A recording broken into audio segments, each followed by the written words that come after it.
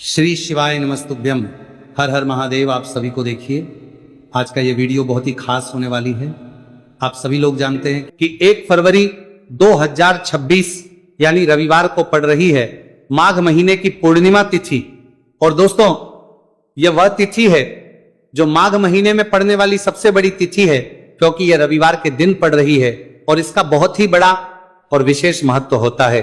पूज्य गुरु जी ने कहा है कि अगर कभी भी मौका लग जाए और माघ महीने की पूर्णिमा तिथि रविवार को पड़ जाए तो आप लोगों को 7 चावल के दाने वाला उपाय तो अवश्य ही करना चाहिए। इन दोनों का संयोग बहुत कम आता है और इसी के साथ में गुरुजी ने अपनी शिव पुराण कथा में बताया है कि इस दिन आपको 7 चावल के दाने वाला उपाय तो आपको अवश्य ही करना चाहिए, क्योंकि ऐसा दिन पूरे साल में सिर्फ एक ही बार आता है। और दोस्तों, आप सभी लोग जानते हो कि रविवार पूर्णिमा तिथि का अगर सबसे बड़ा कोई उपाय है तो 7 चावल के दाने वाला उपाय है। तो इस रविवार पूर्णिमा तिथि के दिन आप लोगों को इस 7 चावल के दाने वाला उपाय को जरूर करना है। बहुत सारे लोग होंगे जिन लोगों ने इस उपाय को ना किया हो, मतलब पूरा महीना निकल गया, उन्होंने किसी भी दिन इस 7 चावल के दाने वाला उपाय को ना किया हो। पर दोस्तों, आपके पास एक आखिरी मौका बचा हुआ है जो कि 1 फरवरी के दिन है। तो इस दिन आप लोगों को इस वाले उपाय को जरूर कर लेना है। भले ही आपने पूरे महीने भर इस उपाय को ना किया हो, पर अगर आपने महीने के रविवार पूर्णिमा तिथि के दिन अगर इस वाले उपाय को कर लिया तो आपको इस उपाय को करने का वह फल मिलेगा जिसकी आपने कभी कल्पना भी नहीं करी होगी। इसीलिए आप लोग इस वाले उपाय को एक बार जरूर कर लेना है ताकि आप लोगों के हाथ से यह मौका ना जा सके और आपको इस उपाय को करने का फल मिल सके। दोस्तों, यह उपाय पंडित जी ने अपनी अभी की ही श्री शिव महापुराण की कथा में बताया है, जिस उपाय को आज हम आपको बहुत अच्छे से समझाने वाले हैं। इस वीडियो को देखने के बाद इस उपाय को के लिए आपको कोई और वीडियो को देखने की जरूरत नहीं पड़ेगी। तो चलिए दोस्तों, उपाय को शुरू करते हैं। देखिए, यह इस माघ महीने के रविवार पूर्णिमा तिथि के दिन ये इतना खास होता है, इतना महत्वपूर्ण होता है। देखा गया है कभी कभी बड़े बड़े पूजा पाठ अनुष्ठान से जो मनोकामना पूर्ण नहीं होते, वह माघ महीने के रविवार पूर्णिमा तिथि के दिन एक छोटे से उपाय करने से ही आपकी मनोकामना हो जाती है। और बहुत सारे लोगों ने इस उपाय को किया भी है और उनको इस उपाय को करने का फल भी जरूर मिला है। अगर आप लोग भी इस उपाय को करना चाहते हैं तो आप इस उपाय को पहले अच्छे से समझ लेना, सुन लेना, उसके बाद करना। आपको इस उपाय का फल जरूर मिलेगा और इस उपाय को कर लेने से आपके घर में चाहे किसी भी प्रकार की दुहक और समस्या क्यों ना चल रही हो, आपको उसका कारण भी नहीं पता है कि भाई ये समस्या किस कारण से चल रही है। कुछ भी कारण हो सकता है, जैसे पितृदोष हो सकता है या किसी भी तरह का मंगल दोष भी हो सकता है। तो इस दिन आप लोगों को यह वाला उपाय कर लेना। ये एक ऐसा उपाय है जिस उपाय को अगर किसी विशेष दिन पर किया जाए तो भाई उस विशेष दिन का जो है वह तो हमें मिलता ही मिलता है। पर हमने उस दिन पर इस उपाय को किया है तो हमें उससे भी बड़ा फल मिलता है और फल बहुत जल्दी मिलता है, क्योंकि आप इस उपाय को बहुत ही बड़े और विशेष दिन पर कर रहे हो। तो अब उपाय के बारे में बात करते हैं, लेकिन उससे पहले आप लोगों को यह जानना आवश्यक है कि आखिर यह उपाय किस समय करना है, किसको करना है और कैसे करना है। तो चलिए हम आगे आपको वीडियो में एक एक करके बता देते हैं। लेकिन उससे पहले अगर आप लोग हमारे चैनल पर पहली बार आए हैं या फिर मेरी आवाज आज पहली बार सुन रहे हैं तो हमारे चैनल को सब्सक्राइब जरूर कर लेना और इस वीडियो को लाइक करके कमेंट बॉक्स में श्री शिवाय नमस्तुभ्यम ओम नमः शिवाय जरूर टाइप कर दें। तो दोस्तों, इस 7 चावल के दाने वाला उपाय को हमें इस रविवार पूर्णिमा तिथि के दिन कैसे करना है, किसको करना है, किस समय करना है और कहां पर करना है, ये सारे सवालों के जवाब आपको इस वीडियो में मिल जाएंगे। और जो ये वीडियो देखेगा भाई, उसको 7 चावल के दाने वाला उपाय जरूर करना चाहिए, क्योंकि इस दिन एक चावल के दाने का भी बहुत ही बड़ा और विशेष महत्व होता है।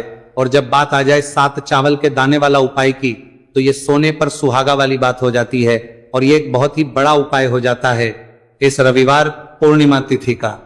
तो अब दोस्तों, इस 7 चावल के दाने वाला उपाय को आखिर करना किसको है, सबसे पहले हम लोग वो बात जान लेते हैं।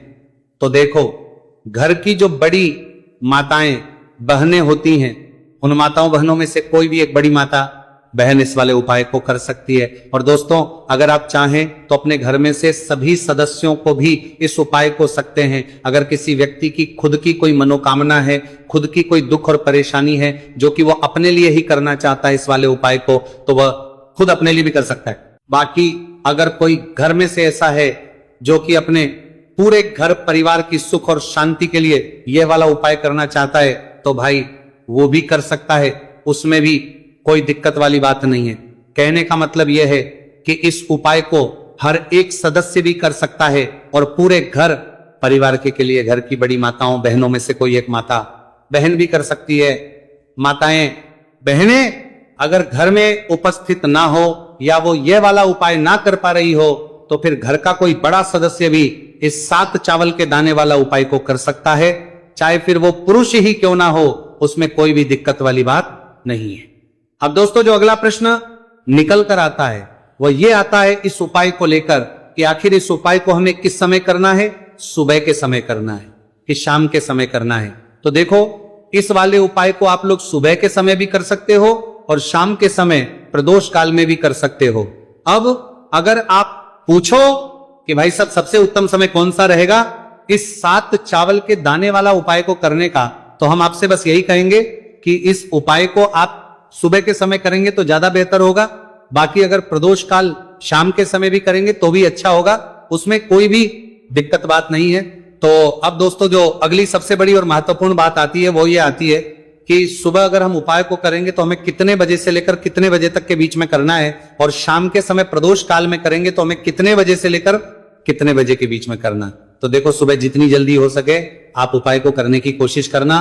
बाकी अगर किसी कारणवश लेट भी हो जाओ, थोड़ी देर भी हो जाए, तो 10 या 11 बजे तक भी आप उपाय कर लेना, पर 12 बजे से ज्यादा देरी ना हो, ठीक है, इस बात का ध्यान रखना। उसके बाद में दोस्तों अगर शाम के समय प्रदोष काल की बात करें, प्रदोष काल का जो समय है होता है वो शाम के 6 बजे से शुरू हो जाता है। मतलब शाम के 6 बजे से लेकर 7 बजे के बीच का जो समय होता है ये समय प्रदोष काल का समय होता है। तो आप इस उपाय को 7 या 8 बजे के बीच में भी कर सकते हो। मतलब शाम के 6 बजे से रात 8 बजे के बीच में आप कभी भी इस वाले उपाय को कर सकते हो, उसमें कोई भी दिक्कत वाली बात नहीं है। देखिए दोस्तों एक एक करते हुए हम उपायों को समझेंगे। सबसे पहला उपाय बहुत ही आसान सा उपाय है। देखो यदि आपको ऐसा लगता है कि बाबा आपकी सुन ही नहीं रहे हैं, बाबा आपकी मनोकामना परिपूर्ण कर ही नहीं रहे हैं, आपने कई उपाय कर लिए, कई आपने इच्छाएं महादेव के सामने रख दी, लेकिन आपकी मनोरथ जो है वह परिपूर्ण हो ही नहीं रही, और आप चाहते हैं कि वह मनोरथ जो आप कई दिनों से बाबा से मांग रहे हैं वह परिपूर्ण हो जाए, तो आपके जीवन के दुहक तकलीफ है यह सब दूर हो जाए। देखिए हो सकता है आपके घर में कोई कोर्ट केस चल रहा है या आपके घर में बहुत ज्यादा लड़ाई झगड़े चलते हैं, तो आपके घर में अगर शांति नहीं है, आपके घर में धन की कमी है, धन की वजह से आपके घर में बहुत ज्यादा लड़ाई झगड़े चल रहे हैं, तो आपकी तकलीफ दूर होने वाली है। स्वयं नंदी जी वाला यह विशेष उपाय है। नंदी जी के कान में कुछ बोलना है, नंदी जी के कान में इस प्रकार से बोलना है और आपकी मनोकामना परिपूर्ण हो जाएगी। देखो क्या क्या चीजें को लेनी है, पहले ये समझ लीजिए। आपको लेना होगा एक बेलपत्र, बेलपत्र 3 पत्ती होनी चाहिए, कहीं से भी खंडित नहीं होना चाहिए, ठीक है। बेलपत्र के साथ में आपको लेना है पीला चंदन, मात्र एक बूंद छोटी सी टिकी आपको लगानी है बेलपत्र में, इसीलिए थोड़ा सा ही पीला चंदन आपको लेना है और इस पीले चंदन के अंदर थोड़ा सा जल मिला देना है ताकि गीला हो जाएगा, पेस्ट के रूप में तैयार हो जाएगा। आ गई इतनी बात समझ में? अब आप क्या करना है, आपको साथ में लेना है 7 चावल के दाने। महादेव आप आपका साथ देने वाले हैं इन 7 चावल के धनों से। अब आपको क्या करना है, भगवान शिव के मंदिर में आपको जाना है। नंदी जी बैठे हैं, नंदी जी के पास में मतलब जो पैर उठा हुआ रहता है ना, नंदी जी का उस साइड आपको सीधे साइड आपको बैठना है। इस यहां पर जैसे ही बैठोगे यहां पर आपको बेलपत्र लेना है और बेलपत्र की जो ये बीच की जो डंडी है यहां पर आप मात्र पीले चंदन की एक बिंदी लगा देनी है। पीले चंदन की बिंदी लगा दी। अब ये जो ऊपर वाली जो पत्ती है यहां पर एक एक करते हुए 7 चावल आपको रखना है, ठीक है। 7 चावल आपने ऊपर वाली पत्ती पर रख दिए। या देखो एक प्लेट ले जाना, तो प्लेट के ऊपर आप बेलपत्र रख देना, फिर टिकी लगा देना, फिर उसके बाद आप ये 7 चावल के दाने रख देना, ठीक है। अब आपको क्या करना है, जहां पर आप नंदी जी के वहां पर बैठे हो तो नंदी के कान में आपको आपकी जो भी इच्छा है, जो आप चाहते हैं कि महादेव परिपूर्ण करें, और नंदी जी के कहने पर महादेव आपकी मनोकामना निश्चित तौर पर परिपूर्ण करेंगे, तो आपको क्या करना है, नंदी जी को कान में आपको बोल देना है जो भी आपके दुहक तकलीफ है, जो भी आपके कष्ट है वो सब दूर हो जाए, ऐसी आपको कामना करना है। और नंदी जी के कानों में आपको बोल देना है, जो भी आप चीज बोलेंगे वो नंदी जी भगवान शिव से विनय करके बोलेंगे, और नंदी जी की बात भगवान शिव नहीं टालते हैं। और इसीलिए जो भी इच्छा है, आपकी जो भी कामना है, वह आपको विशेष बोलना है और उसके बाद आपको वहां से उठना है। ठीक है? नंदी जी को कान में मनोकामना बोल दी, फिर उठना, फिर उसके बाद भगवान शिव के वहां पर जाना, और ऐसे कोई भी एक लाल फूल पसंद कर लेना और वो कहीं से तोड़कर या कहीं से खरीद कर लेकर आना और उस लाल फूल को उपाय में प्रयोग कर लेना। उसके बाद में एक सफेद फूल का विशेष रूप से ध्यान रखना। जो सफेद फूल शिवलिंग पर चढ़ता हो, सिर्फ वही सफेद फूल लेकर आना, इसके अलावा कुछ मत लेकर आना, लेकिन केतकी का मत लेना। तो एक एक मात्रा में ही आपको ये चारों सामग्री चाहिए, एक बेलपत्र, एक शमीपत्र, एक लाल फूल और एक सफेद फूल। ये चारों सामग्री आप लोग तैयार करके रख ले। प्रदोष काल में या सुबह के समय जब भी आप इस उपाय को कर रहे हैं, जैसे ही आपके उपाय की सामग्री तैयार हो जाती है, तो क्या हम सीधा उपाय को करने के लिए इन चारों सामग्री को मतलब उपाय करने के लिए जा सकते हैं? नहीं तो यहां पर आपको इस बात का ध्यान रखना है कि हम भगवान शिव जी को प्रसन्न करने के लिए तो जा रहे हैं, हम अपनी मनोकामना को पूर्ण करवाने के लिए तो जा रहे हैं, पर हमें यह दर्शाना बिल्कुल भी नहीं है कि हम सिर्फ अपने फायदे के लिए भगवान शिव जी के मंदिर में आए हैं। इसीलिए हम इस उपाय को करने के साथ साथ में भगवान शिव जी की पूजन अर्चना के लिए कुछ सामग्री भी जरूर लेकर जाएंगे। जैसे कि सुबह समय अगर आप उपाय को कर रहे हो, इस एक लाल फूल और एक सफेद फूल वाले उपाय को, तो भाई सुबह के समय आपको एक लोटा जल लेकर जाना है। जो लोग प्रतिदिन शिव जी के मंदिर जाते हैं, पूजन अर्चना करते हैं, जल चढ़ाते हैं, फूल बेल पत्र सब कुछ चढ़ाते हैं, भाई वो अपनी पूजन अर्चना वैसी की वैसी ही करना। बाकी जो सिर्फ उपाय को करने के लिए जा रहा है, जो कुछ भी लेकर नहीं जा रहा है, उसे कम से कम एक लोटा जल अपने घर से भर कर लेकर जाना, अगर आप उपाय को कर रहे हो, है ना? क्योंकि इस वाले उपाय को आप भगवान शिव जी की पूजन अर्चना करने के बाद ही करना। वहीं अगर बात करें शाम के समय की, अगर कोई व्यक्ति शाम के समय प्रदोष काल में इस वाले उपाय को कर रहा है, तो भाई आपको मात्र एक घी का दीपक तैयार करना है। ये बात हम हमेशा बोलते हैं, शाम के समय प्रदोष काल में कोई कर रहे हो ना, तो दीपक का विशेष महत्व होता है। रविवार, पूर्णिमा तिथि, दिन का प्रदोष काल में जो भी व्यक्ति दीपक जलाता है ना भगवान शिव जी के मंदिर में, भाई उसके जीवन से सारी दुख और परेशानियां भी दूर होती है। तो भाई इस दिन दीपक का विशेष रूप से ध्यान रखना आप लोग। अगर आप इस उपाय को शाम के समय प्रदोष काल में कर रहे हो, है ना, ये जो दीपक आप लोगे ये आटे का लोगे। जो आटा आप गूंद दोगे उसके अंदर कुछ भी मत डालना, मात्र सादा आटा लगाकर उसे तैयार कर लेना और एक मीडियम साइज का दीपक तैयार कर लेना। दीपक ना ज्यादा छोटा हो ना ज्यादा बड़ा हो, है ना। उसके बाद में दीपक आपका तैयार हो जाए तो इसके अंदर जो बत्ती रखोगे वो गोल बत्ती रखोगे। देखो गोल बत्ती भी दो तरह की होगी, एक बाजार की और एक घर वाली। तो कोशिश करना अपने घर में जो रुई रखी हुई है उस रुई से आप लोग एक गोल बत्ती अपने ही हाथों से बनाओ। उपाय का फल अच्छा मिलता है, भगवान शिव जी जल्दी प्रसन्न होते हैं। जब हम किसी भी उपाय को अपने हाथों से परिश्रम करके तैयार करते हैं तो आपको उस दीपक के अंदर एक गोल बत्ती रख देनी है। इसके अंदर जो चीज आप लोग डालोगे वो डालोगे शुद्ध देसी गाय का घी। इस बात का विशेष रूप से ध्यान रखना, शुद्ध देसी गाय का घी ही डालना है, तेल वगैरह नहीं।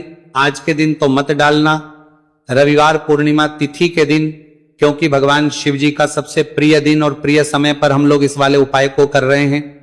तो थोड़ा सा शुद्ध गाय का घी इतना डालना कि वो दीपक कुछ समय तक चल सके। ना बाजार वाला मिलावटी घी डालना, ना भैंस का घी डालना, शुद्ध देसी गाय का घी। आपको ढूंढने में थोड़ी मतलब मेहनत लगेगी और महंगा भी मिलेगा, पर गाय के घी से भगवान शिव जी प्रसन्न होते हैं और उसी शुद्ध देसी गाय के घी से घर में बरकत भी बनी रहती है और हमारे घर में सुख शांति भी बनी रहती है। इसलिए इस शुद्ध देसी गाय का घी अपने घर में हमेशा रखा करो। वो भगवान शिव जी के कार्यों में भी उपयोग में आता है और उपायों में भी हम लोग प्रयोग कर सकते हैं। तो यहां पर आपकी सारी तैयारियां हो चुकी है। उपाय को करते समय शुद्धता का विशेष रूप से ध्यान रखिएगा। सुबह कर रहे हो तो भाई सुबह तो आपको स्नान करना ही करना है। बाकी शाम को कर रहे हो तो शाम को मात्र हाथ मुंह धोकर भी आप लोग इस वाले उपाय को कर सकते हो, कोई दिक्कत वाली बात नहीं है भाई। उपाय की पूरी सामग्री तैयार कर और पूजन सामग्री लेकर आपको भगवान शिव जी के मंदिर पहुंचना है, जो आपके घर के पास में हो, जहां पर शिवलिंग विराजित हो, शिवालय हो, वहां पर आप लोगों को पहुंचना है। और जैसे ही आप भगवान शिव जी के मंदिर में पहुंचते हो, वहां जाकर ही उपाय शुरू नहीं करना है। पहले आपको भगवान शिव जी की पूजन अर्चना करना है। पूजन अर्चना कैसे करोगे? सुबह के समय गए हो तो 1 लोटा जल वगैरह जो भी पूजन सामग्री लेकर गए हो, उससे पहले पूजन सामग्री आप लोग मतलब पूजन भगवान शिव जी की कर लो। जो व्यक्ति सिर्फ 1 लोटा जल लेकर गए हैं, वो शिव जी के शिवलिंग पर मात्र 1 लोटा जल एक धारा से धीरे धीरे करके चढ़ा लो। अपनी पूजन अर्चना आप लोग जो हैं पूरी कर लो पहले। उसी के बाद अगर आप शाम के समय कर रहे हो तो पहले जाकर बैठना है। भगवान शिव जी के शिवलिंग के पास में आप जो दीपक तैयार करके लेकर आए हो, उस दीपक को पहले जलाना है। ये जो दीपक आप लोग जलाओगे ना, ये किसी और की माचिस से मत जला, अपनी ही माचिस अपने ही घर से लेकर आना और इस दीपक को अपने ही माचिस से जलाना। अगर आपने मंदिर की माचिस या किसी और की माचिस ले ली, इस उपाय को करने में इस उपाय का फल उस व्यक्ति को भी बहुत मिल जाएगा। इस बात का ध्यान रखना, अपने घर से अपनी ही माचिस लेकर जाना और इस दीपक को जलाना। दीपक को जलाने के बाद भगवान शिव जी की शिवलिंग के पास में रख देना। शिवलिंग के इतना पास में मत रखना कि शिव जी को आंच लगे, थोड़ी सी दूरी बनाकर ही जो है इस दीपक को शिवलिंग के पास में आप लोग रख दीजिएगा। अब जैसे ही आपकी पूजन अर्चना हो जाती है भगवान शिव जी के शिवलिंग के सामने या आसपास कहीं पर भी बैठ जाइए उपाय को करने के लिए। और उपाय को करने से पहले आप लोग अपनी वो चारों पूजन सामग्री निकाल लीजिए। उपाय की जो सामग्री है वो निकाल लीजिए और भगवान शिव जी के शिवलिंग के ऊपर एक माता अशोक सुंदरी जी का स्थान देख लीजिए। माता सुंदर जी का जो स्थान होता है वो जलाधारी के ऊपर होता है, जलाधारी के बिल्कुल बीचों बीच में होता है। आप लोगों ने देखा भी होगा शिवलिंग की जलाधारी होती है, जलाधारी के बिल्कुल बीचों बीच का जो स्थान होगा वो माता अशोक सुंदर जी का स्थान होगा, क्योंकि यहीं पर हमें ये जो है उपाय को करना है। सबसे पहली चीज, अब हम उपाय को करना शुरू करते हैं। आप सबसे पहले अपनी एक बेलपत्र उठा लो। एक बेलपत्र को आपको माता अशोक सुंदरी जी वाले स्थान पर सबसे पहले समर्पित करना है। बेलपत्र की डंडी का मुख होगा जलाधारी की तरफ, जहां से जल बहता है और नीचे गिरता है, और बीच वाली बड़ी पत्ती का मुख मतलब शिवलिंग की तरफ होगा। इस तरीके से आपको इस बेलपत्र को माता अशोक सुंदरी जी वाले स्थान पर समर्पित कर देना है। उसके बाद में अपनी एक शमी पत्र उठा लो जो आप उपाय के लिए लेकर आए हुए हो। शमी पत्र को उठाकर शमी पत्र की भी जो डंडी का भाग होगा वो जल की तरफ करके, जहां से जल बहता है नीचे गिरता है उस तरफ करके, और पत्ती वाला भाग शिवलिंग की तरफ करके इस शमी पत्र को भी उस बेल पत्र के ऊपर आपको समर्पित कर देना है। समर्पित करने के बाद अब आप ले लो अपना एक लाल फूल जो आप उपाय को करने के लिए लेकर आए हुए हो। इस लाल फूल का जो खिला हुआ भाग होगा, चाहे वो गुलाब का फूल हो, चाहे कोई सा फूल जो शिवलिंग पर चढ़ता हो, भाई उस फूल का जो खिला हुआ भाग होगा वो शिवलिंग की तरफ होगा। बाकी जो पीछे का भाग होगा फूल का वो जलाधारी की तरफ होगा, जहां से जल बहता है नीचे गिरता है उस तरफ होगा। और आखिरी में आपका जो एक सफेद फूल बचा हुआ है, इस सफेद फूल को भी आपको लेना है और सफेद फूल का जो खिला हुआ भाग होगा वो शिवलिंग की तरफ होगा, जहां पर शिवलिंग रखा हुआ है उस तरफ होगा, और डंडी का भाग जलाधारी के पीछे की तरफ हो जाएगा। मतलब जो जहां से जल बहता है और नीचे गिरता है, जब आप एक बेलपत्र, एक शमी पत्र और एक लाल फूल, एक सफेद फूल चढ़ा रहे हो, तो उस समय आप लोगों को कांता भगवान या कांता चक्र का नाम लेते हुए ही जो है इस उपाय को करना है, और भगवान शिव जी और नारायण जी का स्मरण करते हुए ही इस उपाय को आपको करना है। तो जब भी आप एक बेलपत्र, एक शमी पत्र, एक लाल फूल और एक कमी हो रही है, जो भी दुख और समस्या परेशानी चल रही हो आपको अपनी, वह दुख और जो है भगवान शिव जी से उपाय को पूरा करने के बाद वहीं पर पास में बैठकर बोल देना है, हाथ जोड़ के आंखें बंद करके अपनी परेशानी और श्री शिवाय नमस्तुभयम का जाप करना है। दोस्तों, आज हमने इस वीडियो में कुछ उपाय बताए हैं जो आपको करने हैं। अगर आपको वीडियो अच्छी लगी हो तो वीडियो